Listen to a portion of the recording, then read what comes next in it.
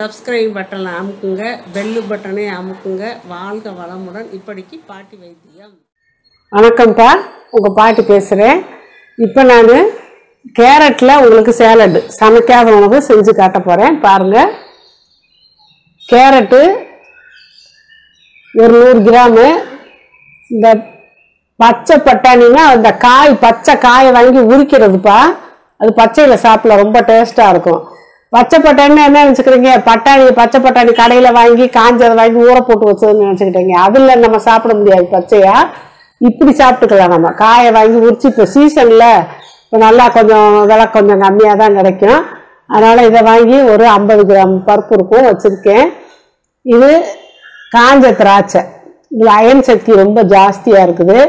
அதனால் காஞ்ச திராட்சை கருப்பில் நான் வாங்கி வச்சுருக்கிறேன். இது மிளகு சீரக பொடி 3/4 டீஸ்பூன் வச்சுருக்கேப்பா. கொஞ்சம் 2 சுட்டிய உப்பு, கொஞ்சம் தேங்காய் செல், இவ்வளோ கொஞ்சம் தேங்காய் செல் இருக்கும், துருவி வச்சுருக்கேன். கொஞ்சம் லெமன் சாறு. இப்போ இதெல்லாம் ஒன்றா கலக்கி நம்ம சாலட் தயார் பண்ண போகிறோம்.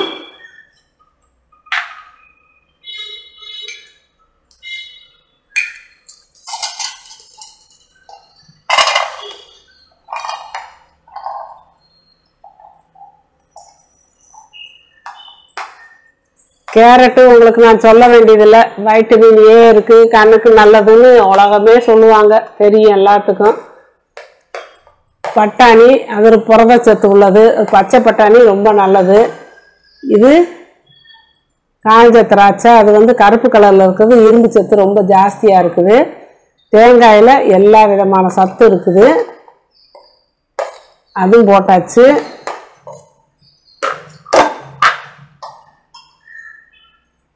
உப்பு சும்மா 2 சிட்டிகை கூட இருக்காது, அதுலேயும் கம்மியாக தான் இருக்கும். இந்த பச்சை காய்கறிகளுக்கு நம்ம கொஞ்சமாக உப்பு போட்டாலே போதும்.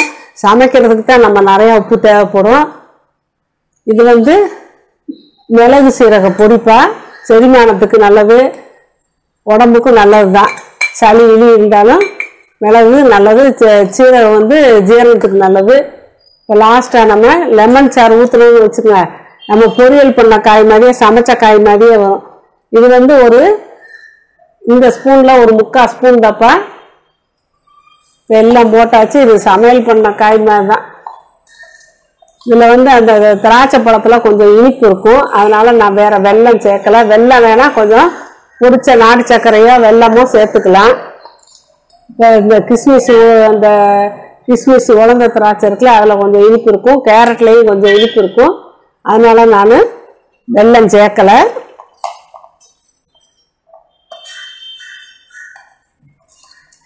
இப்போ இதில் கலராக 4 கலர் சேர்ந்துருக்கு. பச்சை, வெள்ளை, கருப்பு, ஆரஞ்சு. இந்த கலர்ஃபுல்லானதை சாப்பிட்டா உடம்புக்கு ஒவ்வொரு கலரும் ஒவ்வொரு சக்தியை கொடுக்கும்னு சொல்லுவாங்க. இப்போ நம்ம கலராக நம்ம சேலட் ரெடி பண்ணியாச்சு. இதை ஒரு நேரம் சாப்பிட்டா போதும். சாப்பிட்டுட்டு ஒரு பாலக்கெல்லாம் குடிச்சிட்டு நம்ம வாட்டில் இருந்துக்கலாம். ஒரு நேரம் இயற்கை உணவு நான் சாப்பிடுங்கன்றேன். நிறையா பேர்த்துக்கு இயற்கை உணவுனா என்னான்னு என்கிட்ட கமெண்ட்டில் கேள்வி கேட்குறாங்க. இப்படி தான்ப்பா இயற்கை உணவு நான் நிறையா போட்டிருக்கேன். சமைக்காமல் சாப்பிட்றது தான் இயற்கை உணவு.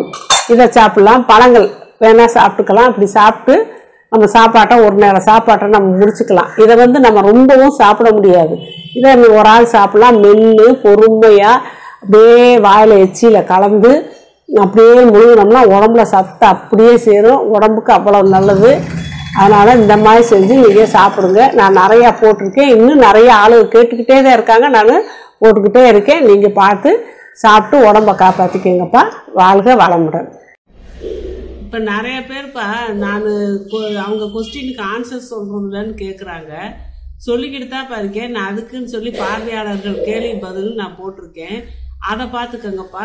அதை பார்த்தீங்கன்னா உங்களுக்கு தெரியும். நான் வரிசையாக கேள்வி பதில் போட்டுக்கிட்டே இருக்கேன். அதில் பார்த்தீங்கன்னா நீங்கள் கேட்ட கேள்விக்கெல்லாம் நான் பதில் சொல்லிடுறேன்ப்பா. அதை கட்டாயம் நீங்கள் பார்த்து தெரிஞ்சுக்கோங்க. சப்ஸ்கிரைப் பட்டனை அமுக்குங்க, பெல்லு பட்டனை அமுக்குங்க. வாழ்க வளமுடன். இப்படிக்கு பாட்டி வைத்தியம்.